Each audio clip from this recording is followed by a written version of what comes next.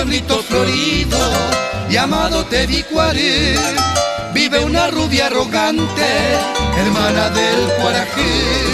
Todos a ella la admiran, yo la adoro cual Edén, y así en mi verso le digo mi más sublime querer.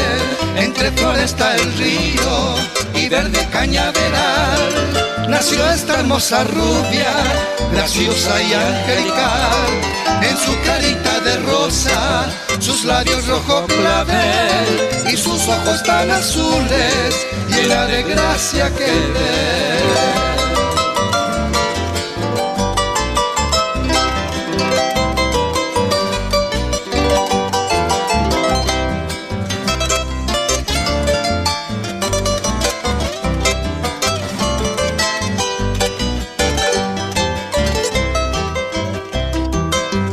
Linda rubita, el sueño de mi querer, porque cuando en ti me miro se acaba mi padecer. Ruego a Dios que me comprenda y darme un poco tu amor, así en mi humilde senda no existirá ya el dolor. Ya me despido rubita, dejándote mi clamor, por ella te entrego el alma, la vida y el corazón.